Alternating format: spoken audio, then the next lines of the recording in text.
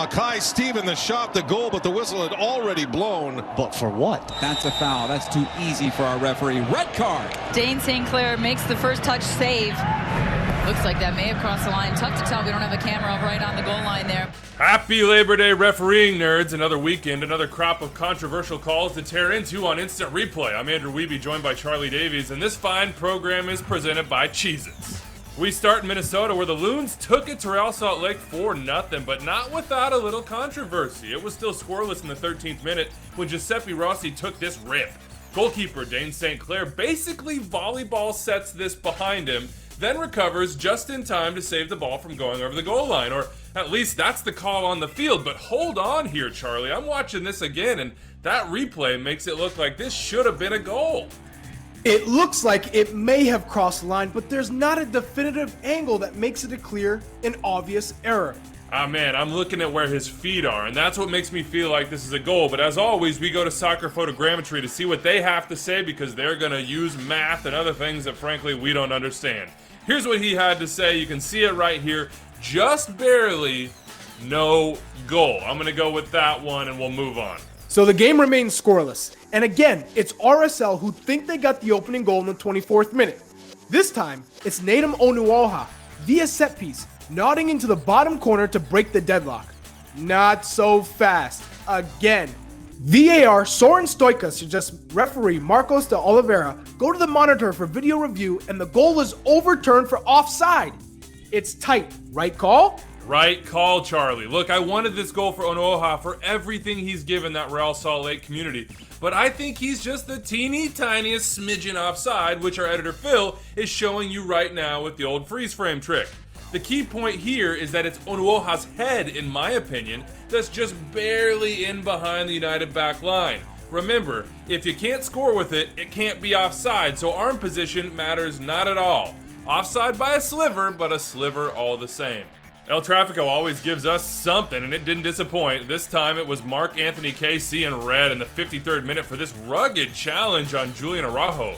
Charlie, when you watch this, it is clear that K got the red missed, but did his tackle require ejection? In my opinion, Alan Chapman and his crew got this right. A frustrated Mark Anthony K following a bad pass crushed Julian Araujo. Any player who lunges at an opponent in challenging for the ball from the front, from the side, or from behind using one or both legs with excessive force or endangers the safety of an opponent is guilty of serious foul play. This tackle is serious foul play. Well said, Charlie. That is a red card in my opinion as well. And we're headed to Seattle now for some Cascadia action. 68th minute, game tied 1-1. Jordan Morris wants a handball on Julio Cascante after this sliding block. Referee Ismail Elfath points to his ear to tell the players that VAR John Freeman is taking a closer look. Freeman decides there's no clear and obvious error, and we play on.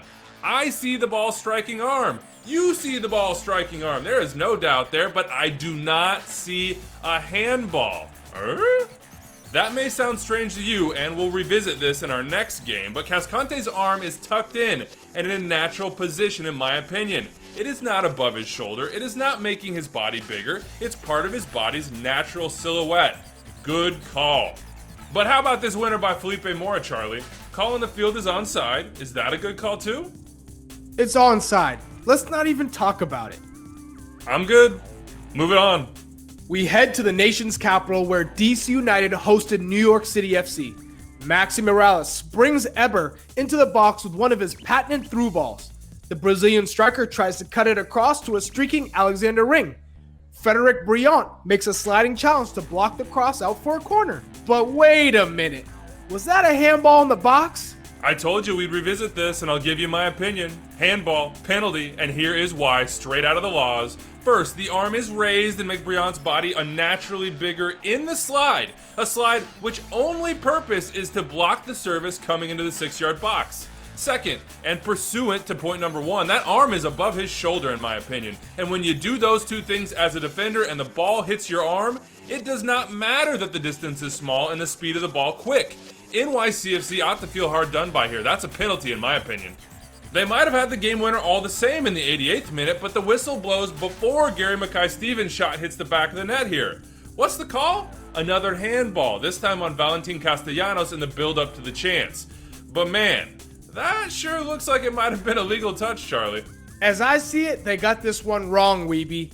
NYCFC's Tati Castellanos uses the top of his shoulder to cushion the ball down into the path of Gary Mackay-Steven, whose eventual shot finds the back of the net that would have given NYCFC a crucial 3 points on the road. The rule states the area of the hand/arm is from under the shoulder to the tip of the finger. It is legal to use the upper part of the shoulder to touch the ball. This goal should have stood. I gotta agree with you, man. I was surprised Castellanos did not protest more. But remember, that whistle did blow before the shot, so maybe their hands were tied. Off to the Windy City where the Chicago Fire hosted the New England Revolution at Soldier Field for the second time since 2005. Ignacio Aliceta goes down in the box after trying to take on the New England Revs defenders Alexander Butner and Andrew Farrell. Farrell does get a handful of Aliceta's shorts, but it wasn't enough to bring him down. And once Aliceta loses possession, he then goes down. In my judgment, referee Robert Sabiga and his crew got this right. All right, that's it from us. Use the hashtag Instant Replay or tweet at Charlie and I on game nights to let us know what plays you want to go under the microscope.